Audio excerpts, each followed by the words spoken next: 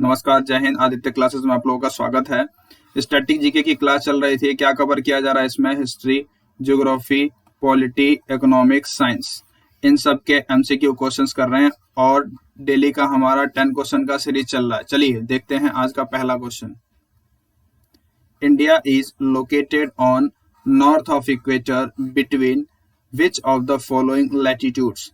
भारत भूमध्य रेखा के उत्तर में निम्नलिखित में से किस अक्षांश के बीच स्थित है? बताइए।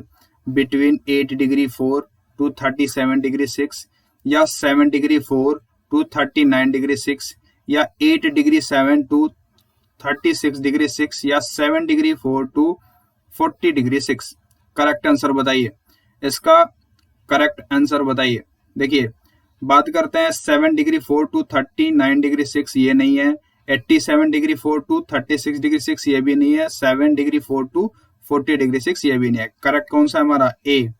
8 degree 4 to 37 degree 6, A is correct option. चलिए,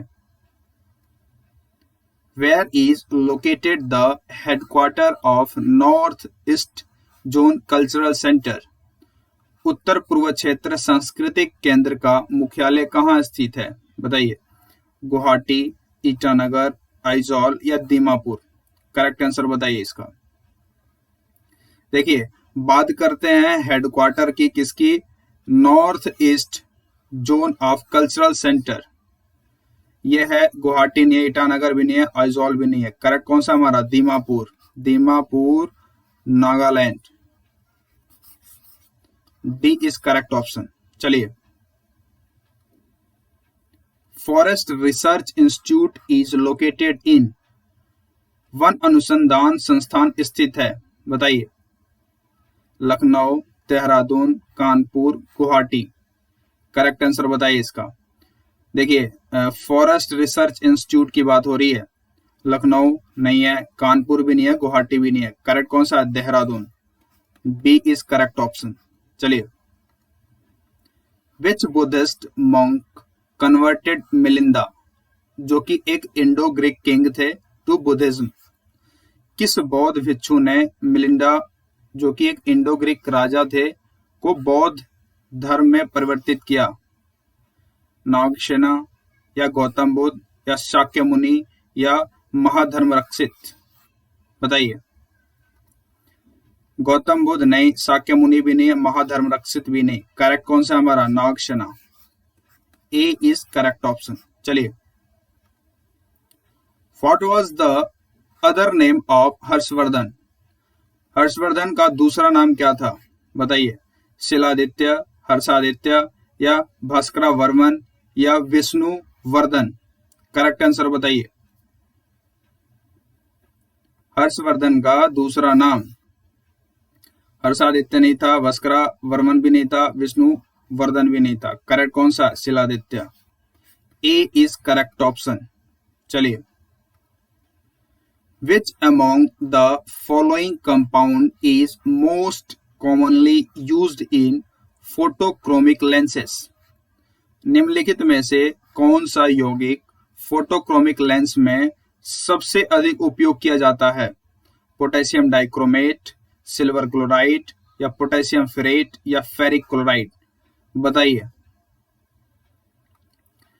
देखिए, बात करते हैं पोटेशियम डाइक्रोमेट की, नहीं है। और हम बात करते हैं सिल्वर क्लोराइड, और नीचे है सी है पोटेशियम फेरेट, ये भी नहीं है। फेरिक क्लोराइड भी नहीं। करेक्ट कौन सा हमारा? Silver chloride. B is correct option. चलिए, which of the following is most commonly used to chemical for ripening of mangoes in India? भारत में आमों को पकाने के लिए सबसे अधिक इस्तेमाल किया जाने वाला रसायन निम्नलिखित में से कौन सा है? जो आम होते हैं, कच्चे आम, उनको पकाने के लिए कौन सा केमिकल का यूज होता है? बताइए। Potassium iodide, silver iodide, ammonium nitrate, या कैल्शियम कार्बाइड? करेक्ट आंसर बताइए। देखिए, पोटेशियम आयोडाइड नहीं है, सिल्वर आयोडाइड भी नहीं है, अमोनियम नाइट्रेट भी नहीं है। करेक्ट कौन सा है हमारा? Calcium carbide. D is correct option. The power to declare an area as scheduled area lies with the, किसी क्षेत्र को अनुसूचित क्षेत्र घोषित करने की शक्ति किसके पास है? बताइए, मिनिस्ट्री ऑफ ट्राइबल अफेयर्स या लेजिस्लेटिव असेंबली ऑफ स्टेट या पार्लियामेंट या प्रेसिडेंट? करेक्ट ऑप्शन बताइए, किसके पास है पावर? ये है power ministry of tribal affairs नहीं है, लेजिस्लेटिव असेंबली ऑफ स्टेट भी नहीं है, पार्लियामेंट भी नहीं है। करेक्ट कौन सा हमारा? प्रेसिडेंट के पास है। D is correct option.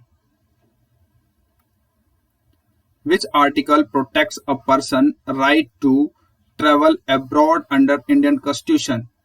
भारतीय संविधान के तहत कौन सा अनुच्छेद किसी व्यक्ति के विदेश यात्रा के अधिकार की रक्षा करता है? बताइए, आर्टिकल 15, आर्टिकल 21, आर्टिकल 19, अनुच्छेद 15, अनुच्छेद 21 या अनुच्छेद 19? करेक्ट आंसर बताइए। देखिए, बात करते हैं आर्टिकल 15 की, नहीं है, आर्टिकल 19 भी नहीं है। करेक्ट कौन सा हमारा? Article 21। B is correct option. Article 21 क्या कहता है? क्या कहता है article 21? Protection of life and personal liberty. B is correct option. चलिए, micro credit in India comes under which of the following activities?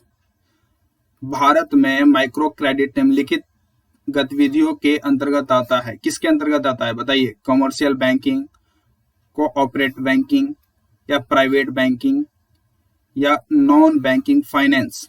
Correct option बताइए इसका। करेक्ट आंसर बताइए। कमर्शियल बैंक नहीं है, कोऑपरेटिव बैंक नहीं है, प्राइवेट बैंक भी नहीं है। करेक्ट कौन सा हमारा? Non banking finance. D is correct option. चलिए फ्रेंड्स, आज के लिए बस इतना ही रखते हैं। वीडियो पसंद आए तो लाइक, सब्सक्राइब और शेयर करिए। सब्सक्राइब करना बहुत ही जरूरी है ताकि नोटिफिकेशन आपके फोन पे इजीली चला जाए। धन्यवाद। जय हिंद।